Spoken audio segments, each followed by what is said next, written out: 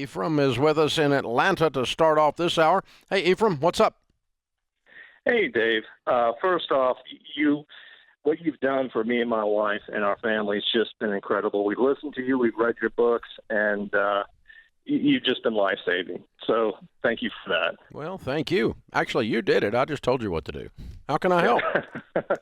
Well, so I've been married for about 30 years to my incredible wife. We are living in the house that we've raised our girls in.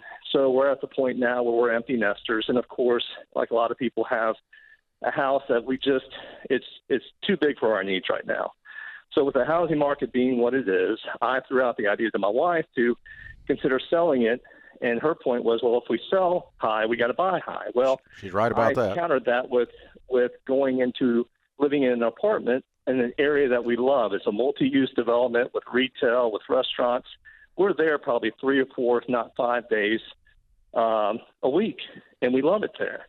So I propose that we get an apartment there for a year or two, enjoy living there, and wait for the housing market to come down, and then be ready when that time comes to build a house or move into one or whatever options we want to move forward with, we can. But I think it's a lot of sentimental that she doesn't want to sell the house. But the rental is about $4,000 a month, which we could easily afford. And we would make probably close to $500,000 on the house net. Okay. So her ultimatum was, well, call Dave Ramsey and see what he has to say on it. So I'm the tiebreaker. Yes, you will. I don't know if I can handle all this responsibility. A lot of pressure, Ephraim. I got a lot of pressure here. All right, so let's change a couple of the variables in the conversation. Okay. Sure. Number one, I'll give you a 99% chance that the housing market is not going down. Okay. Okay. It has gone down 2 times in the last 100 years. In the 1930s and in 2008. It's the only time it's gone down. Okay. And then it snapped right back almost instantaneously in the 2008. Less than a year. Even the areas like, for instance, Las Vegas was the worst hit by the bubble burst. It was overbuilt. It was the fastest growing city in America, and it basically the bubble exploded there, and we saw values come down pretty substantially. And it was 18 months, and they were all back, and then it's gone nowhere but north since then. So I don't predict housing is going to go down at all in this round. Okay. I do think it's going to slow down its rate of increase. But that does defeat your premise, okay, as far as renting until then. So is there a property in the area you're talking about buying, a condo, for instance, that you guys could just buy and move into? Well, we could. Okay. Hypothetically, there is actual properties around the area you're talking about where you're not a renter. Yes, okay. It's obviously very, very difficult to find it, and you have to be ready to almost make a cash offer because it's not on the market long. Okay. So if you could pull that off, it changes the discussion. I'm not going to tell you to go rent. Mm-hmm. You're going to lose that argument, so she wins. Okay. Okay. Because I think you're going to end up going in the hole with the rental amount, and values are going to increase, albeit not at the rate they're currently increasing. So you're going to lose money 2 different ways by going to be a renter. I'm not opposed to you moving to that area and moving into a less expensive property and selling your property and buying high and selling high, which is her point. But buying high and later buying higher after having rented, no, I'm not doing that one. Usually, and Dave, you and Sharon just did something similar. Mm-hmm. So y'all have lived this. Ephraim, normally I see couples have this conversation, and it's all about the house and the math.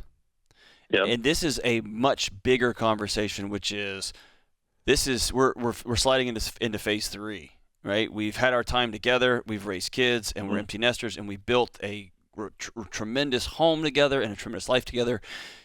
The next phase is, what do we want this next season to look like? And that it will include discussions about home, where we live, and do we want to go to coffee shops and concerts? Do we want to be that couple? Do we want to move out to the country?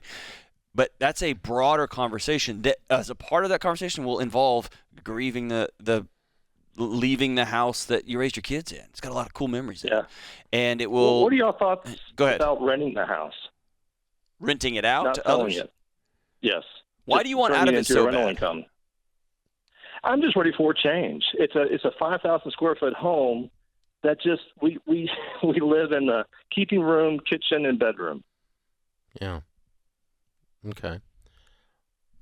So I think that's the part y'all need to start talking about before we try to do a real estate deal.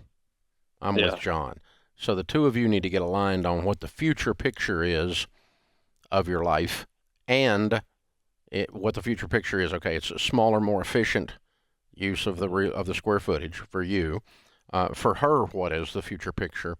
And then what is the thing that we can do that has all of the future pictures in common? Yeah. Okay.